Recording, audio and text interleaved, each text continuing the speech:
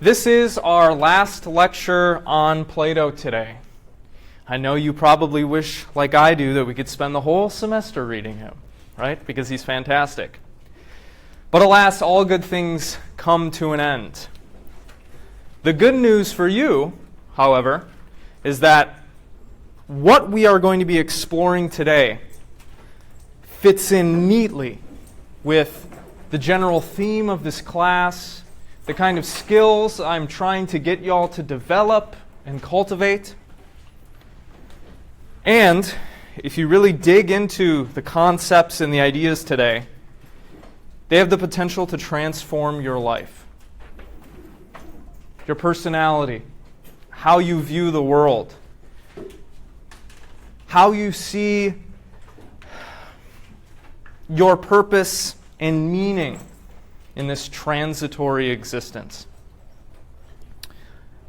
Today we're going to be looking at Plato's Allegory of the Cave.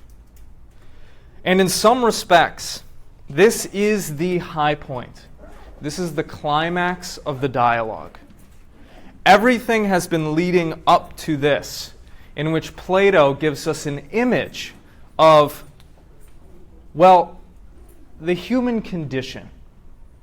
What it means to live in a society in which we're educated to believe certain things, in which we're conditioned to act certain ways, in which we exist in a body with particular senses that we think might help us get at what the world is like. It has to do with who we are, what we know, what we are capable of knowing. So, as we discussed last time, it's important to know as we look at this allegory today, I'm going to shorten it to the cave instead of the allegory of the cave. It's informed by Plato's theory of the forms.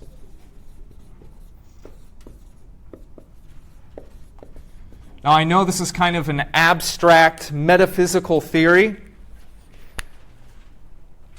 but I think you can all kind of intuitively get at what Plato is pointing at here.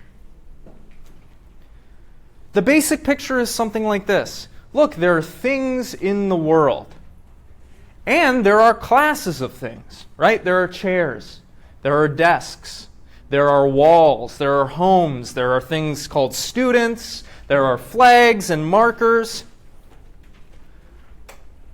How do we explain what a thing is and what class or classes it belongs to? Well, Plato says, the only way we can really conceivably do this is if we hypothesize that there is something like a concept or an idea to which the material thing that we're looking at conforms. How do we know that that's a desk? Well, because it meshes, it lines up with this concept of the desk. How do we know that this is a water bottle? Well, because it has the same features or properties as that concept or idea water bottle has. Okay? We further explored Plato's theory of the forms through his image of the divided line. And this image he was presenting to us to try to get us to understand our place in the world and the possibility of knowledge. As you should remember, he thinks, different opinions, beliefs, etc. have different epistemic value. They provide us with more or less knowledge depending on, the nature of that belief or opinion. An opinion about a material thing in this physical world is not as robust, it's not as reliable as grasping these eternal universal concepts in which material things participate in. But we're going to take a little bit of a step back today. Instead of just talking about this abstract metaphysical theory, we're going to look at an image of our place in the cosmos. And it is particularly relevant to this class because it is directly connected to critical thinking. It's directly connected to knowledge. It's directly connected to you figuring out your way in this world, getting a handle on things. So, we're going to start off by watching a video here. And this video, this animation, should give you a sense of the picture that Plato is trying to paint for us. You want to hit that light switch too?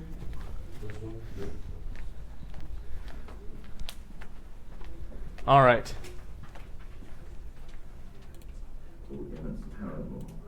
To what extent our nature is enlightened or unenlightened. Envision human figures living in an underground cave with a long entrance across the whole width of the cave. Here they live from their childhood and have their legs and necks chained so that they cannot move and can only see before them, being prevented by the chains from turning their heads around. Above and behind them, a fire is blazing at a distance. They see only their own shadows, which the fire throws on the opposite wall of the cave. For how could they see anything but the shadows if they were never allowed to move their heads?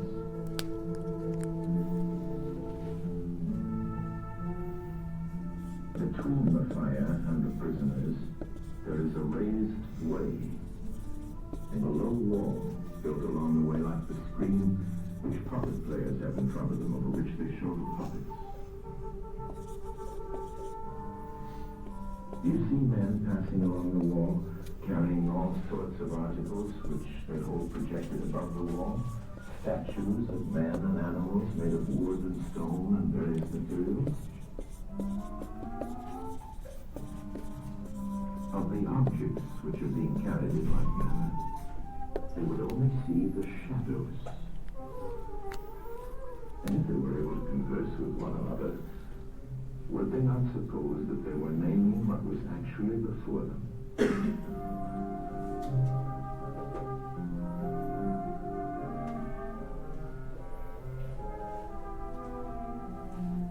And suppose further that there was an echo which came from the wall. Would they not be sure to think when one of the passers-by spoke that the voice came from the passing shadows? To them, the truth would be literally nothing but the shadows, the images.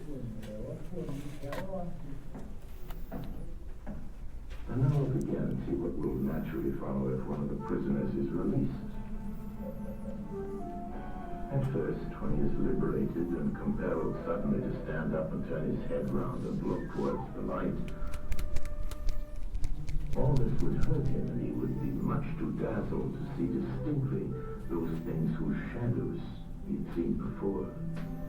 And then conceive someone saying to him that what he saw before was an illusion. But that now, when he is approaching nearer to reality and his eyes turn toward more real existence, he has a clearer vision. What will be his reply? And you may further imagine that his instructor is pointing to the objects as they pass and requiring him to name them. Will he not be perplexed? Will he not think that the shadows which he formerly saw are truer than the objects which are now shown to him? And suppose once more that he is reluctantly dragged up a steep and rugged descent and held fast until he is forced into the presence of the sun himself. When he approaches the light, his eyes will be dazzled. He will not be able to see anything at all of what are now called realities. He will require to grow accustomed to the sight of the upper world.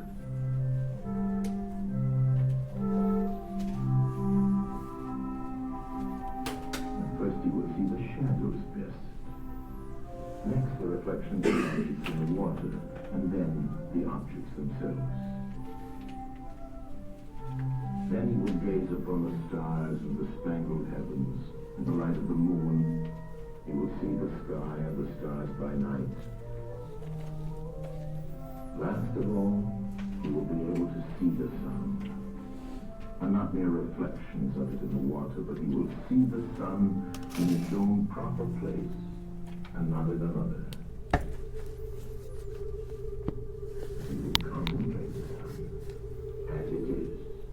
Will he not then proceed to argue that it is the sun who gives the season and the years, and is the guardian of all that is in the visible world, and in a certain way the cause of all things which his fellows have been accustomed to behold? Clearly he would first see the sun, and then reason about it. And when he remembered his old habitation and what was the wisdom of the cave and his fellow prisoners, do you not suppose that he would bless himself for the change? Pity them?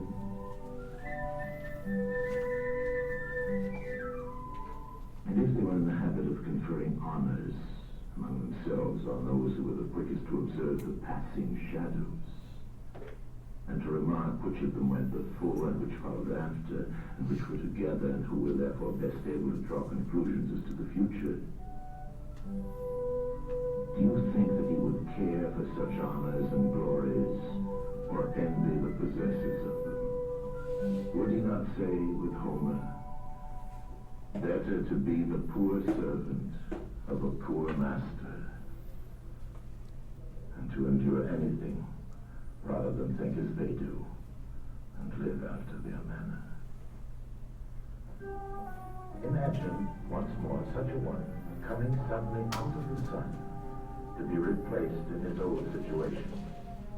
Would he not be certain to have his eyes full of darkness? And if there were a contest of measuring the shadows, and he had to compete with the prisoners who had never moved out of the den, while his sight was still weak, and before his eyes had become steady, wouldn't they all laugh at him and say he had spoiled his eyesight by going up there? That it was better not to even think of ascending?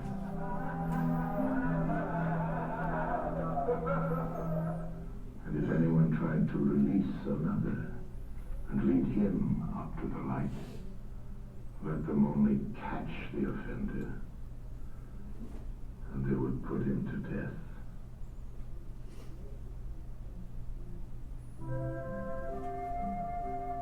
It is the task of the enlightened not only to ascend to learning and to see the good, but to be willing to descend again to those prisoners and to share their troubles and their honors, whether they are worth having or not. And this they must do, even with the prospect of death. They shall give of their help to one another, wherever each class is able to help the community.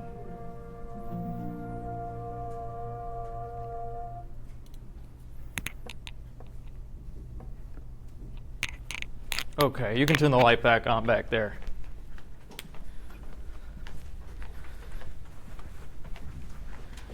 This allegory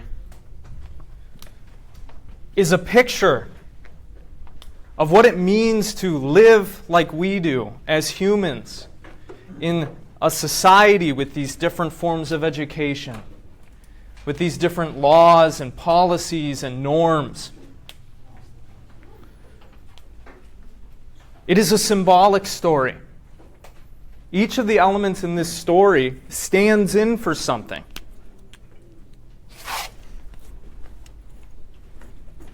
Now, given what I've just told you, what do you think the cave represents?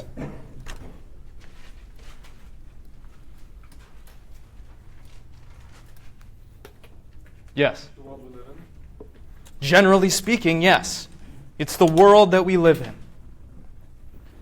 More specifically, in line with Plato's metaphysics, the cave is the material world, the physical realm of the senses.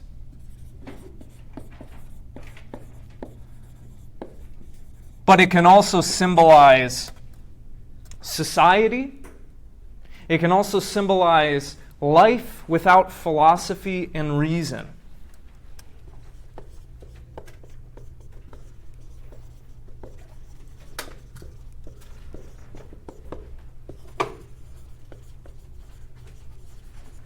Plato is saying here, we are all in a cave. Or if we wanted to extend the metaphor, we are in multiple different caves. We are conditioned and educated in a particular way, to see the world in a particular way, with certain beliefs. We live in a society in which we're playing a special kind of human game with certain rules. And depending on how well you play the game everybody else is playing, you might get rewarded or punished. You might become successful or not.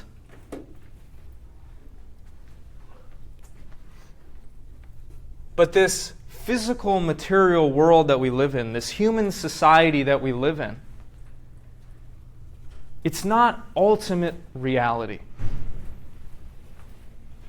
It is not what's ultimately true and real.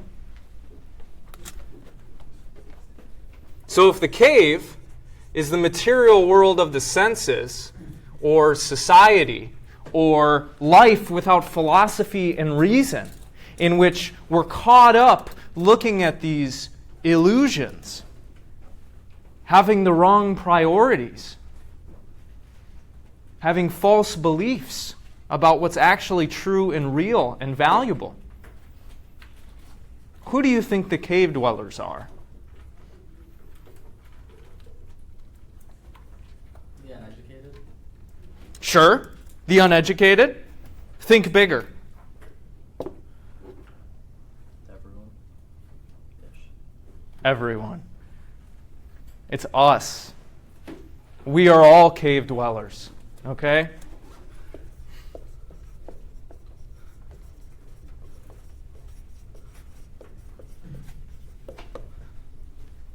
We have false beliefs about how the world works. We live much of our lives without using critical thinking, reason, reflection. We take what we have been told by our politicians and our teachers and the USF president and POTUS and all of these people as given, and we accept it as fact. Most of the things we are told and taught we do not actually reflect on or personally research and investigate for ourselves, do we? When's the last time you saw a news story on Instagram and you actually went and researched whether or not the headline was true? Saturday. Well, good for you. You're on the right path. How often have you actually reflected on what I've been telling you? Or are you just taking what I say and you're like, yeah, Professor Gunner knows what he's talking about. Yeah, he's telling me true things. Bad. You should be reflecting on everything that I tell you. Don't just take what I tell you as a given. This is Plato's point.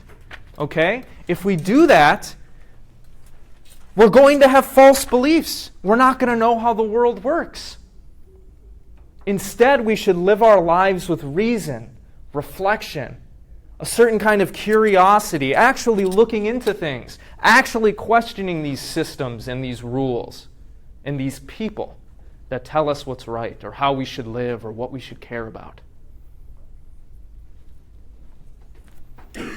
So for all cave dwellers, essentially, or cave dwellers to a certain degree, who does the escapee in this story represent? Annabelle. Education or philosophers, philosophy in general. Yeah. Plato is going to say those who do philosophy escape from the cave. But let's expand his metaphor a little bit here, his allegory.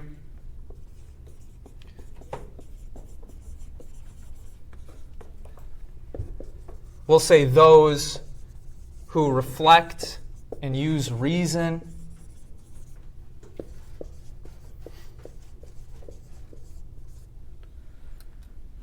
Those who actually question what they're being told, who actually do the research, who do investigate, are trying to get to the bottom of things. That is what is necessary if we're going to escape this illusory world that we live in.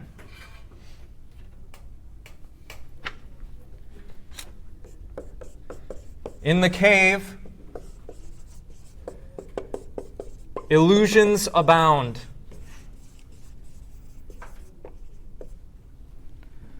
Knowledge of physical things, knowledge of tables and chairs and markers, opinions about news headlines, the education you're receiving now, in some sense, it's not the complete picture. This stuff is not true knowledge.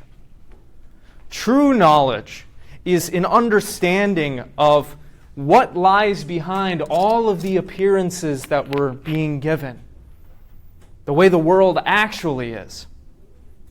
For Plato, this would be the forms.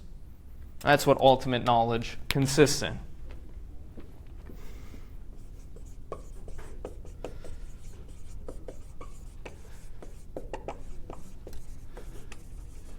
We'll say true knowledge is of what really exists, not transitory physical things and appearances.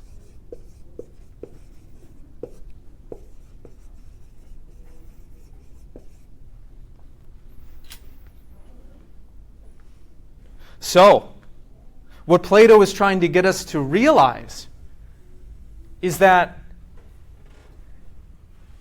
we don't have a complete picture of what's going on. We might grasp certain parts of what's actually happening, the way things actually work, but by and large, because we have not lived our lives using reflection and reason, questioning what our professors tell us, digging into what our parents actually tell us is right.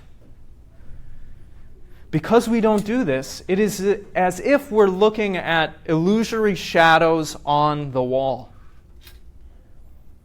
We think that stuff is real. We think that stuff is true. But how can you know that unless you actually reflect and reason about it?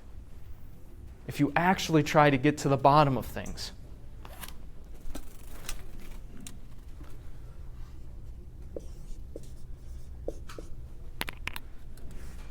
What happens after the cave dweller gets unchained and let out of the cave? What happens to him or her? They're blinded.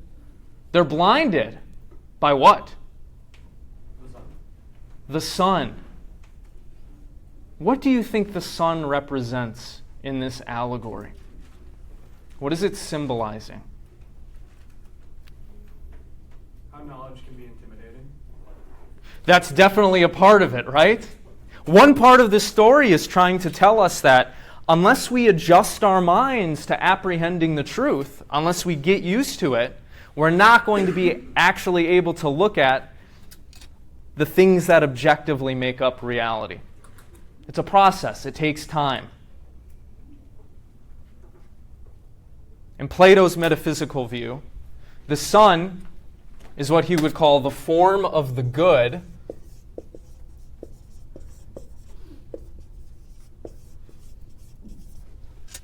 because in Plato's thought, because the forms are what's ultimately real, and the forms determine what these particular physical things are and their properties and how they work, and what we are and what justice is. The forms determine what everything is. The most important one, the one that gives rise to everything else, Plato calls the form of the good. In some sense, you can kind of think about this as not a god with a personality, but like the generator of everything in reality. It is the thing from which everything else comes into existence. It is the thing that begets everything else.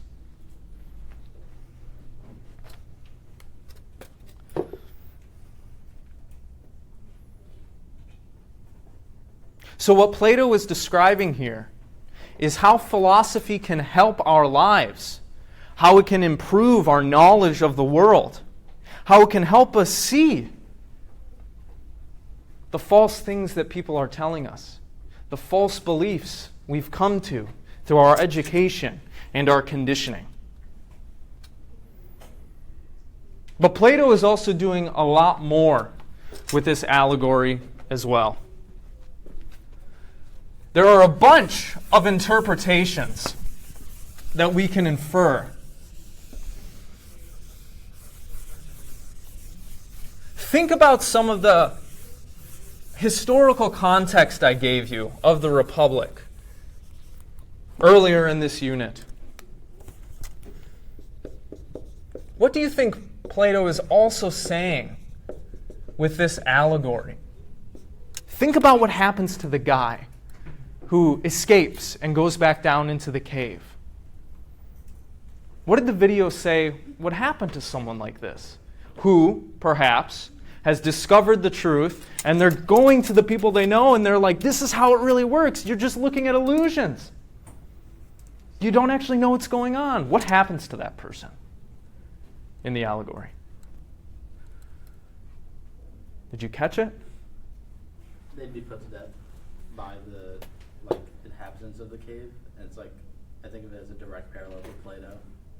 How so? Because Plato was put to death for what he would view as like bringing the truth to people who didn't have it, like the inhabitants of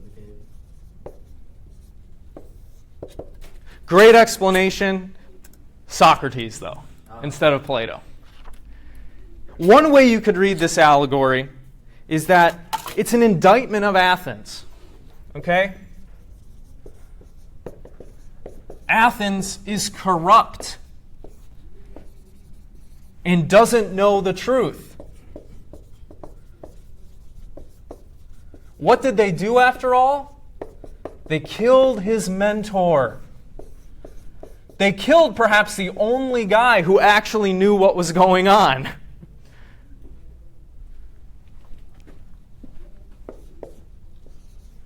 This, we might say, is a grave sin. They couldn't recognize the wisdom that Socrates had, how Socrates could be used to greatly benefit the city. Instead, they misunderstood him. They thought he was a whack job. And because Socrates threatened the status quo in some sense, threatened those who were in power to destabilize things, they killed him. There's a lesson for us to draw from this as well. When you come to a fuller understanding of something, you need to be very careful about how, when, if you tell other people about that thing. Do people like hearing difficult truths? No? How do they respond? Huh? They say, oh no, you're wrong. My opinion's right. Do they get happy when you tell them that they have false beliefs, they don't know what's going on? No, don't they get angry? Might they get defensive and even lash out at you? Yes, this is one of the things Plato is trying to get at. So it's an indictment of Athens. We also might label another one of the interpretations the political interpretation. Remember, Plato is writing during a time in which previously Athens lost the Peloponnesian War to Sparta. They were defeated in war and conquered. And Sparta set up basically 30 aristocrats to rule Athens with an iron fist. This was called the rule of the 30 tyrants. And they killed people who had anything bad to say about them or Sparta. And they committed violent acts. So Plato is also saying here that politically Athens has gotten off on the wrong foot. Look at the mess that a democratic city-state in which the majority of people don't know what's going on and they don't try to get to the bottom of things, look at what that has resulted in. Loss in a war, violence, death, stupid people running the show.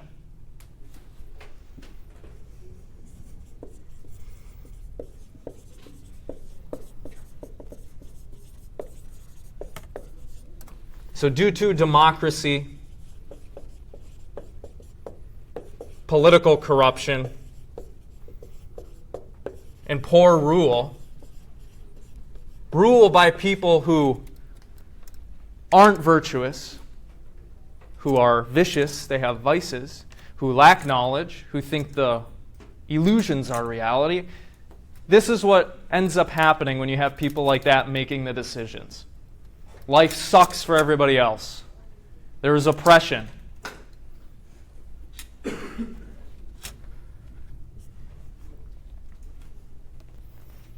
Knowing this, how do you think Plato would interpret the education of his day? If you had to venture a guess, do you think Plato thinks the education system in Athens is great? Why not?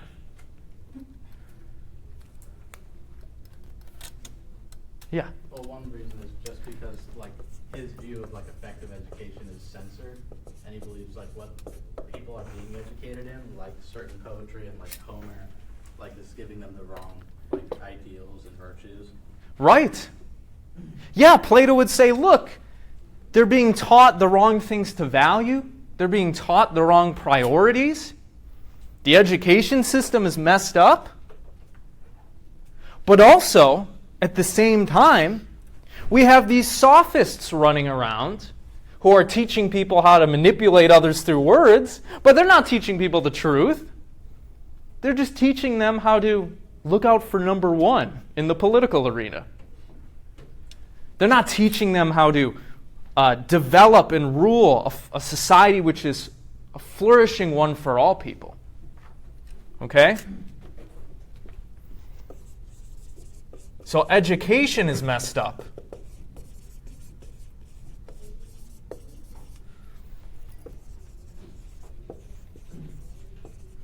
And the sophists are leading people down the path of ignorance and vice.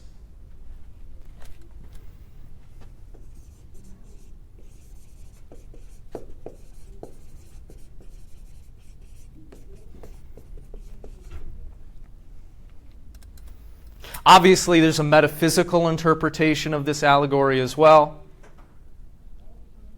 Again, Plato would say, look, this physical world that we live in, it's always changing. It's unstable. There is no true knowledge to be had of this stuff. The only way one could come to true knowledge of what actually exists and how the cosmos actually work is through reason and philosophy, through grasping the forms. That would be the metaphysical interpretation. And there's also what we might call an epistemic interpretation here as well. True knowledge, again, it doesn't require just accepting what people tell you. No. what you need to be doing if you want to understand how the world works is you have to think about this stuff. You have to reflect on it. You should question things. You should doubt things. You should use your critical thinking skills to actually try to get to the bottom of it all.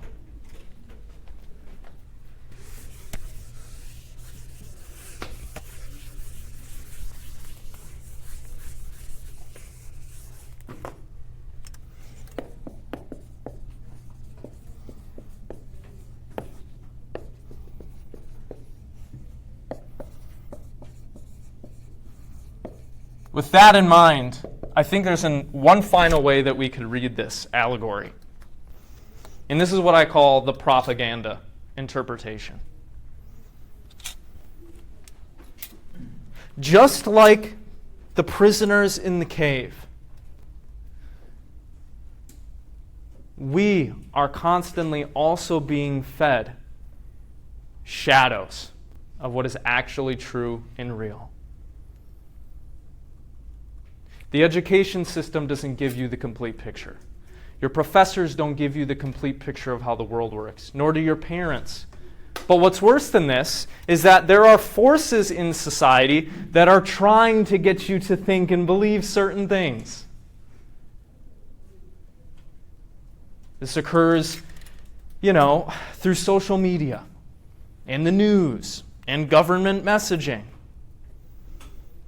I'm sure you could come up with a lot more than that.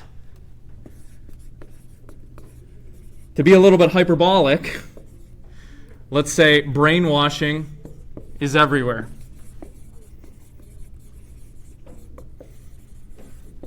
And we're being fed images that are false, that don't give us the complete picture, that are trying to get us to feel certain emotions or trying to get us to have certain beliefs. Think of advertising, for instance. Advertising is trying to get you to buy a product. Think of what political ideologies do.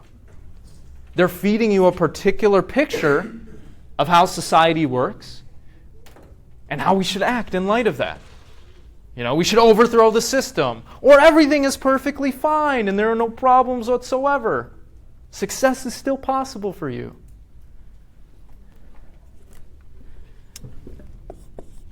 So in education, parenting, advertising, messaging from other social and political institutions, the media, government, sometimes religion does this as well.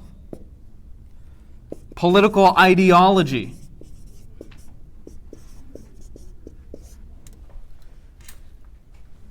All of these things are feeding us images of what people want us to believe, to try to influence our thoughts and behaviors. This is the situation, Plato thinks, that we find ourselves in. We don't have a complete grasp of what's going on. There are forces that are trying to manipulate us. And for how long we've just eaten it up and we've accepted it. We are all, Plato might say, in the cave to the degree that we don't live our lives reflectively, using reason, engaging in philosophy, questioning things.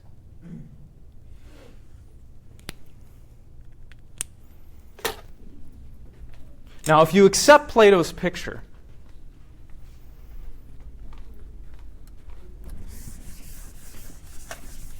how should you respond to this?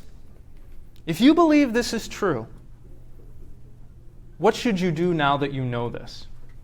Now that you know you're being manipulated, deceived, you have false beliefs and an incomplete picture. There are these forces conspiring against you to control you. How should we react to this? I mean, what you just Question everything. Okay. What else? Good. Pursue like what would be the truth or like true knowledge now that you know that what you have is like just the images. So pursue what's actually real. Like use reflection, use critical thinking, use reason, engage in philosophy. Yes.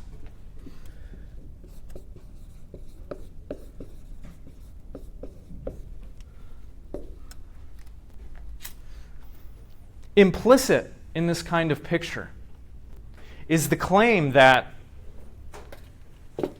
look, this is happening to us because the society that we live in, the government that we live under, the institutions that we're a part of, because they're structured a particular way. Because there are certain people in positions of power with certain agendas.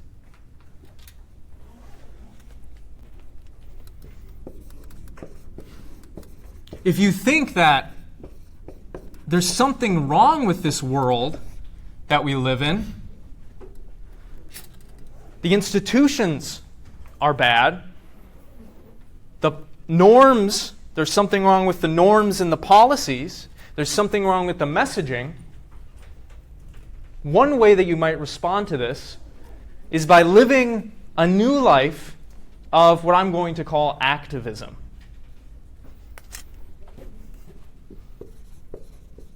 You might try to wake others up and change the system.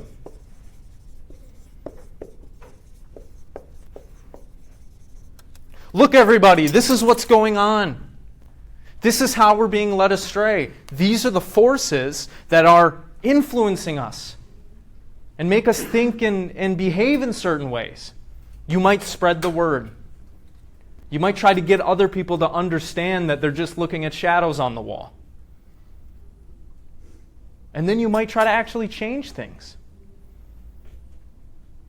through however you do that. Voting, maybe for you, you think it's bloody revolution. That's the only thing that's going to change things. Voting with your wallet, so on and so forth.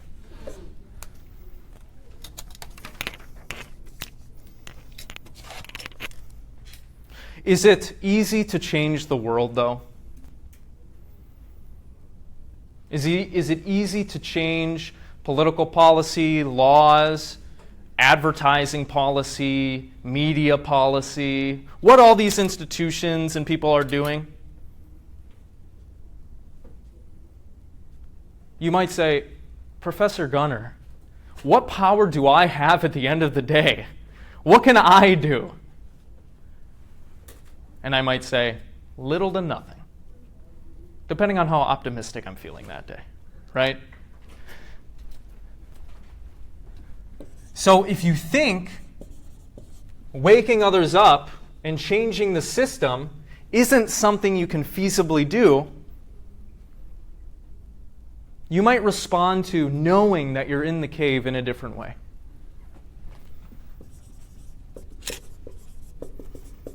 I'm going to call this becoming an individualist.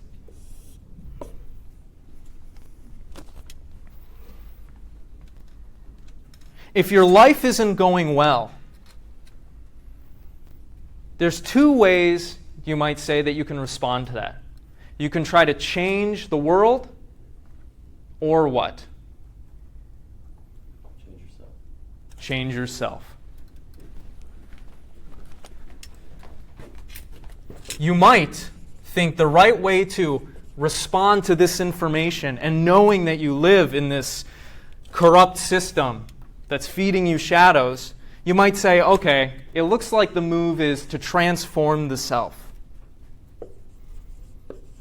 Transform myself. To better deal with the cave, the systems we live in, and the sufferings of life.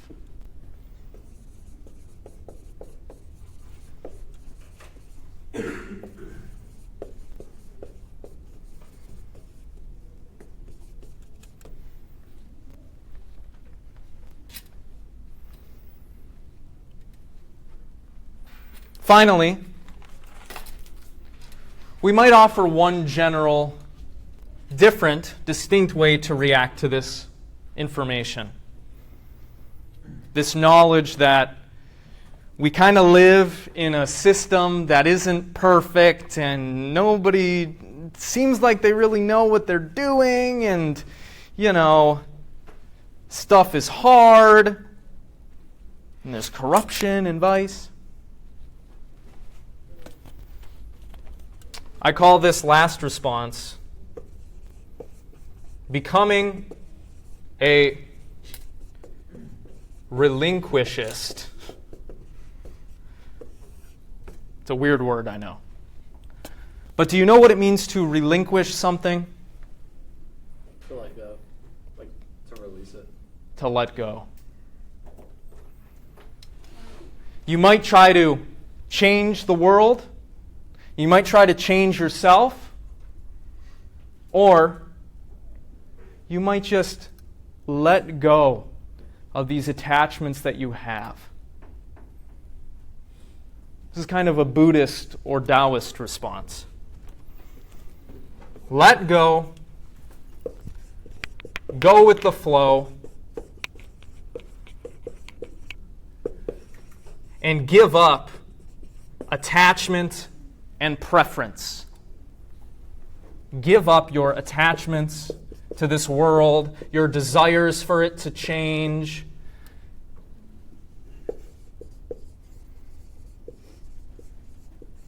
In other words, becoming what we might call a quietist. Someone who doesn't seek to change the world, but who seeks to, in some sense, relate to it in a better way, a healthier way, by accepting what is, not railing against it,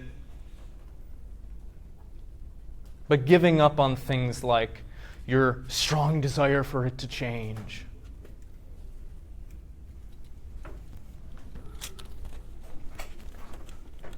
This is the kind of image that Plato is presenting for us here. He's trying to tell us the situation we find ourselves in a particular historical time and place, and the kind of society that we live in, with the false beliefs that we have, and with these forces that are trying to influence us.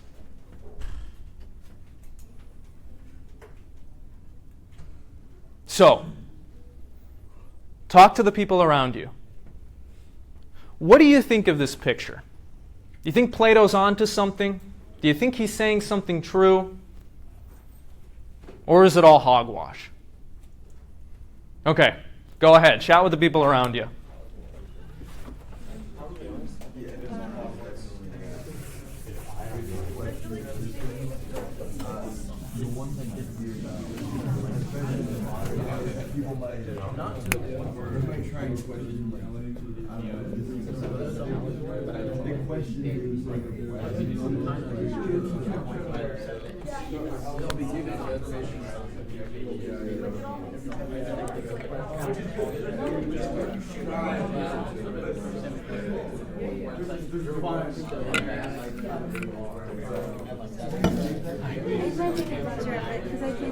Oh yeah, I know the computer's in the way, sorry. I'll also upload this onto Canvas.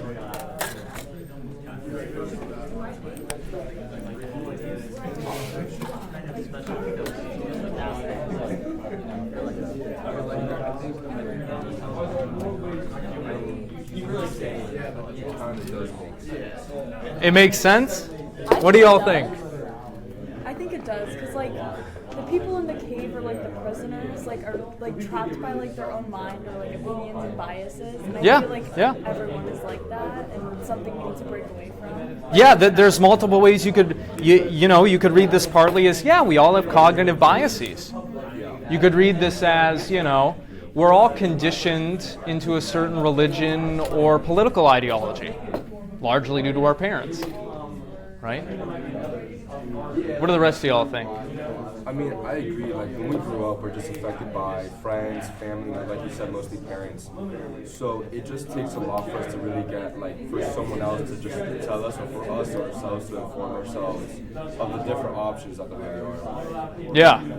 I agree. It's like hard to like break away from that because you're so accustomed to seeing that stuff the same way they're accustomed to seeing the shadows, and that's why they think he's crazy for being like, oh, there's a whole world out there, and they're like, kill that guy. Yeah, they think he has ruined his eyes. Yeah. They think he's got the completely wrong picture. They think he's stupid. They think he's an idiot. Does that feel like the society we live in today sometimes? Yeah. Do you see people that you think are captured by an ideology or a worldview or something, or messaging? Your grandma?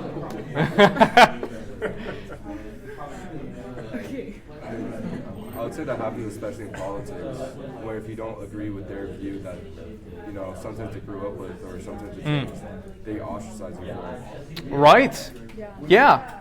People respond in a negative way from being told, well, you believe you're brainwashed, right? I mean, nobody would respond happily to that, right? So, yeah, one of the takeaways as well is we have to be careful about how we communicate and relate to other people, especially if we think we have the truth, right?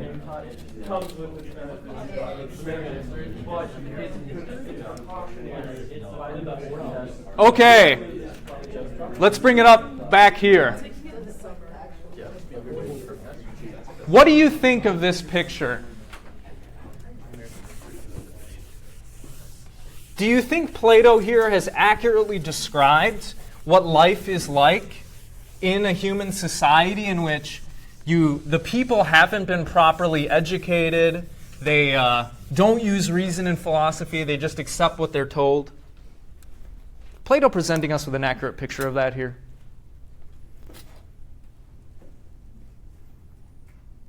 You can disagree with him.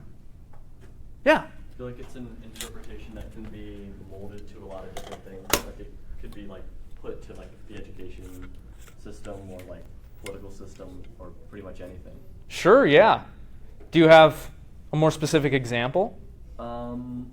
Even one that's just very simple, like technically like growing up in your household before you go to school is the cave, and then the son is going to school for the first time.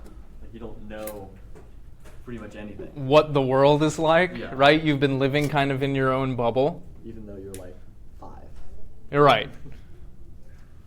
And there's part of that that doesn't seem wrong or bad, right? I mean, you can't give kids the complete truth. Hey, little Johnny, let me tell you about geopolitics and, foreign affairs. You need to know this stuff.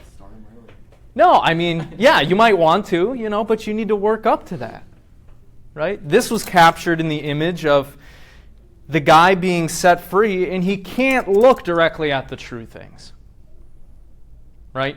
He starts, once he gets out of the cave, with shadows, and then reflections in water, and then he can look at like plants and animals. Then eventually he can look up at the sky, ending finally with grasping the truth by looking at the sun.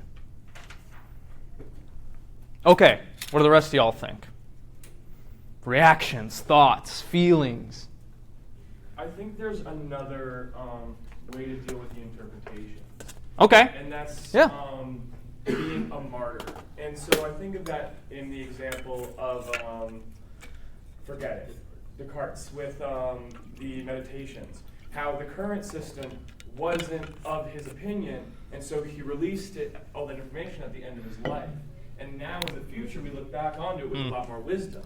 I also think of Malcolm X. In the time, he was seen as very in a very negative light, and he was untrustworthy. But nowadays, we refer back to his lessons and teachings and see him as a martyr to change. That's come nowadays. And so I think Plato lacked the idea of foresight in that ideas will change over time. Okay. So there's something missing in the allegory. Like, it's not as if people are always going to remain stuck in this thing and things will never change. You're saying things do change. Yeah. Exactly. Like society develops. Okay, great. What do the rest of y'all think? Maybe we'll write that down, right? Things can or do change. Yes. I think it's kind of telling, we were talking about this, how one of the options of responding to the cave is like change of everything, and the other two is just kind of accepting it or changing like yourself. Yeah. So, what do you think about that? I think the edge cases allow you to change everything, but most of the time it's about acceptance and doing the small changes that you can. Okay, so not trying to change the whole world or not trying to change the whole system. Or it's like, it's fine to try to change that, but the other two options are like most of the time more attainable or like actually happen. Because you might think they're more in your control, right? I mean, you can't control how Joe Schmo thinks of you, but you can control how you react to what people say, right? You can control what kind of media you look at. You can control your consumption patterns, right? Yeah, okay. What else? What do y'all think about this? Yeah, Angel. I just thought it was interesting how the cave allegory kind of describes what the Thrasymachus was saying, like in reality, because he would describe like everyone in the kingdom and the laws they follow as the shadows, and like whatever those shadows are cast, the puppet masters, like the ones they're casting are the ones that are most beneficial for them. And then Plato's answer to that is like only a philosopher could leave the cave and see that like all of that was BS. Okay, yeah, you've hit upon a great point here. But there's also a distinction I want to make that I think might help our understanding of this. In the allegory, does the prisoner release themselves from their chains? No? Somebody else does? It's very difficult for us to see where we are wrong, to notice our own biases. It's difficult for us to consider that we might have a false picture of reality, right? Of course you think you're right. Of course you think you know what's going on, right? And everybody feels this. So, while it's not impossible for you to extricate yourself from the cave that you're in, oftentimes the impetus for that comes from something external to you. For example, your Professor Gunner telling you about the situation you're in, right? Now this is going to cause you to think about the news you're reading, the reels you're watching, what the government is telling you. What I'm telling you, you're going to be like, man, maybe Professor Gunner's been lying to me this whole time. Maybe. You should think about that.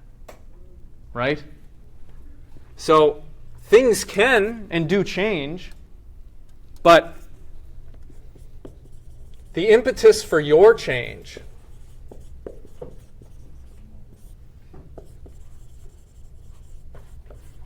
often comes from the outside.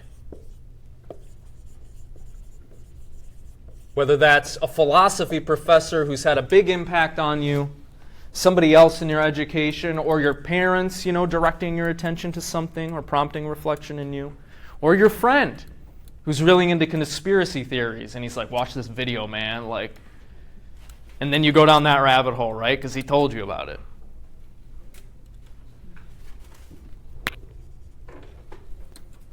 If we wanted to expand Plato's allegory a little bit, we're now leaving behind kind of the specific message he was giving. But if we could expand his allegory, this is what I would like to say. There are caves everywhere.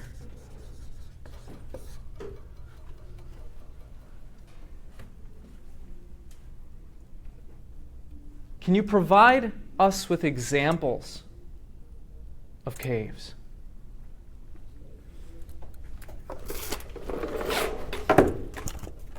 What do you think might be a cave?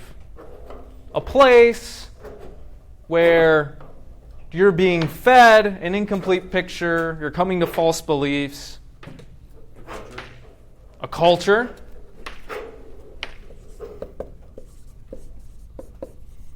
If we wanted to speak generally, we might say like a society. How about USF? Could USF be a cave? How so? See some of you nodding. Why do you think that?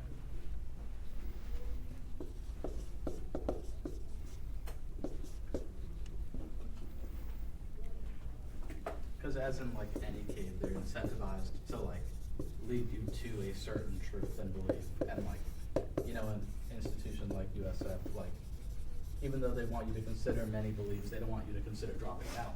So they're not really going to feed you all the reasons you should drop out and take all these, you know, not take student loans and all these things. Like, they're incentivized to tell you that they have the truth and that they'll lead you to it. Yeah, I mean, what is every university's promise? We're going to give you a good education here. We're going to set you on the right path so you can get a job. Trust us. Believe in us. But they're not going to tell you all of the consequences of taking out 50 grand in student loans, or how difficult it might be to get a job as an art major or something, or a philosophy major. Maybe some wise people in the department, you know, will tell you, hey, you know, maybe you want to major in physics instead. You know? But yeah, you could see universities and other institutions as caves. Wherever there is someone or some group projecting shadows on the wall, feeding you a picture that is not completely true in order to get you to think or behave in a certain way, I mean, that's a cave, right? So what else? What else could be a cave? Yeah. You could say like people's households, like society dwindled down a little bit, like just the household everyone lives in. Sure. And why do you think that might be a cave? Because I feel like there's a lot of, like everyone's like house, everyone has other various like ideas, like you could say like religion and stuff like that. So I would say like how a person grows up really molds them into what they believe and feel. For sure, right? How your parents raised you, the things they told you, the things they told you were true, has had a huge influence on what you believe today, right? In their parenting, they gave you a picture of how the world works and what you should believe in order to get you to think and behave in a certain way, right? Sometimes they might have lied to you, you know, to protect you, for instance, right? Yeah, so households can be caves. What else might be a cave? Social media forums. Social media platforms. Great one. Why might that be a cave? Your feed. How about that? Your feed that has been algorithmically determined by the intelligent code of the social media lords. Well, because it's a For You page. It's what they think that you would like. Yeah. So you're not getting, I would say, the whole picture most of the time. You're just getting what they think would pertain to you or you would enjoy. Yeah.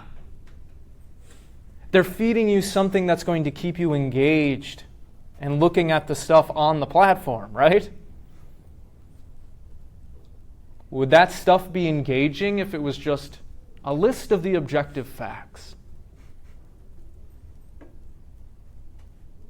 Not for most people, right? No, they want to see headlines through their political lens. They want things that conform to their beliefs and their biases. They want to be validated, right? We all feel this. We all suffer from this.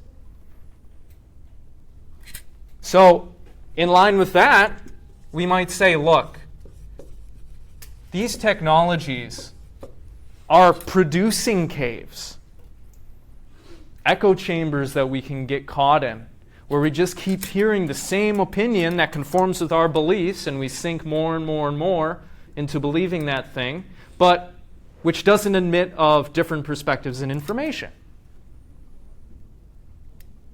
Right? We all have to deal with these now.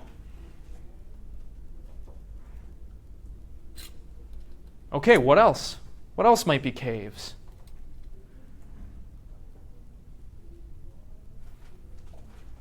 You can get as specific or general as you want.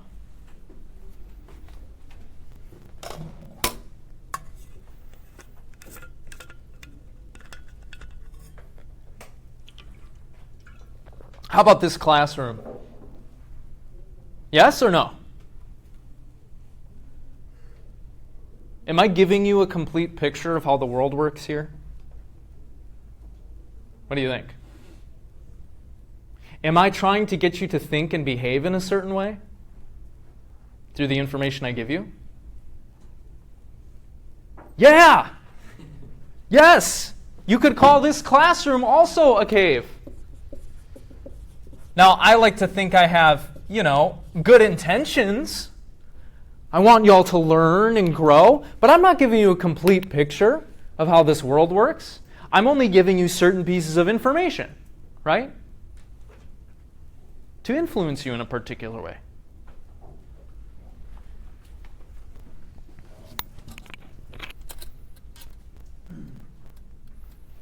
You might even say, because of government messaging and advertising in the media, walking down the street is like walking through a cave. I mean, because think of what advertising does, for instance. Think of what the media does. They're giving you certain information within a certain context to influence how you think and behave. Right? They're not giving you a complete picture. The pharmaceutical company that created Ubrelvy, it's not going to tell you all the dangerous side effects, right? No, they want you to buy their product. So they're going to tell you good things about it, and they're going to put it in this nice, commercial where everybody's happy because they're taking the drug, right?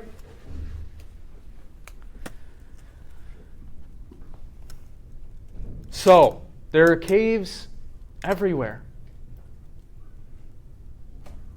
And what contributes to making caves, sustaining them? Well, media, advertising, parenting, political messaging, propaganda, and so do we. To the extent that we push what is false to influence other people, we often don't know that it's false. We are also contributing to, making these things or keeping them alive. You might even think you can get caught in a cave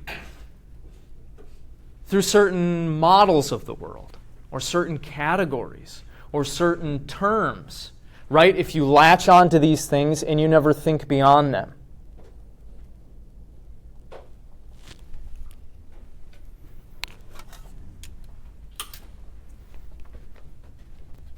So with all that in mind, what else would you take away from this story? How is this striking you? What kind of lesson might you pull from it?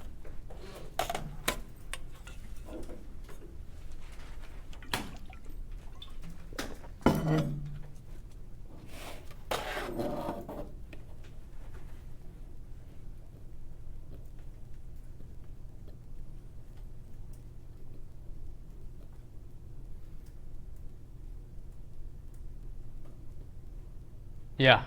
That it's much easier to stay ignorant and complacent than to exit the cave and stare at the sun. That requires a lot of effort, and gonna burn your eyes or whatever.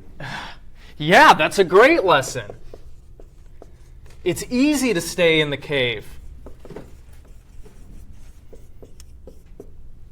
It's hard to do the work, to engage in reflection, to confront those truths about yourself that you don't want to look at, to investigate, to use critical thinking. It's easy to stay in the cave. It's hard to change and come to knowledge. What else?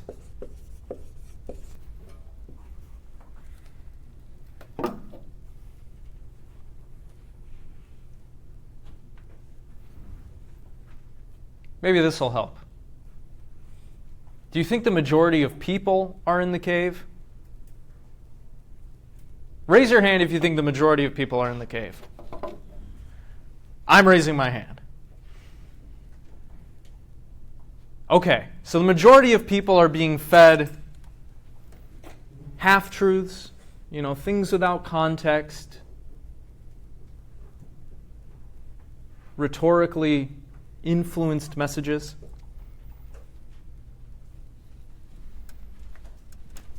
In light of that, how should you act? How should you deal with these people? How should you relate to them?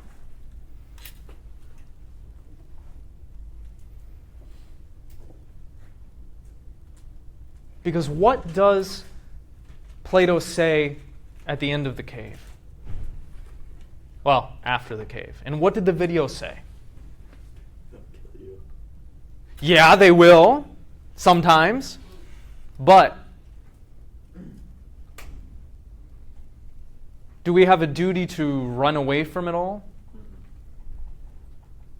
No, what did the video say we have a duty to do? If we know the truth, or if we're further along on that path,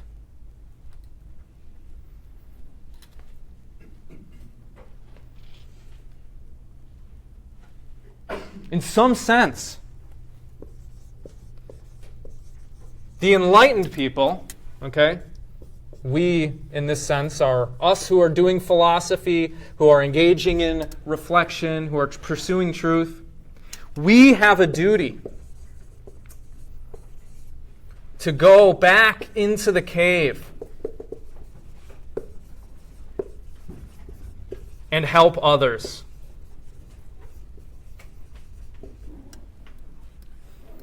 Look, there's no living in this society without getting a job, without paying your taxes, without creating an email account. These are all things that we have to do to make it in this society, and you might think, it's all stupidity, it's all arbitrary. But in some sense, if we are going to live with others, if we're going to help them, if we're going to be compassionate, we kind of have to play the game to the degree that living in this society makes possible. Okay? So, we have to play the game at least a little bit.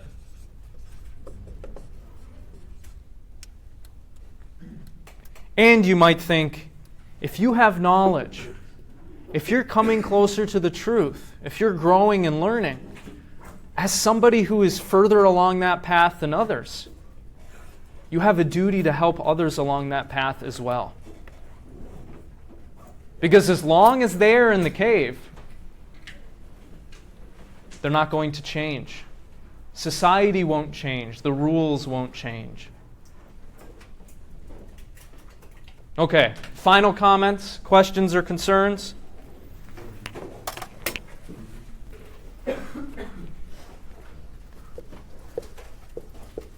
This is a no-brainer, but obviously Plato would say, I hope you take away from this that you got to do philosophy. Okay? Yes, Walker. So when he says you have to go back to the cave, are we assuming that that is with the possibility of death? I mean, that's always a worry, right? Yeah. Yeah, Plato would say, because this comes up later in the Republic, philosophers aren't going to want to rule. They're not going to want to play this game that we're all engaged in with these rules and laws and economic policies and norms. But the philosopher has a duty to go back into the cave and rule for the good of others. To the degree that we have knowledge is the degree to which we also have that responsibility. Even though we don't want to do it. Even though it sucks.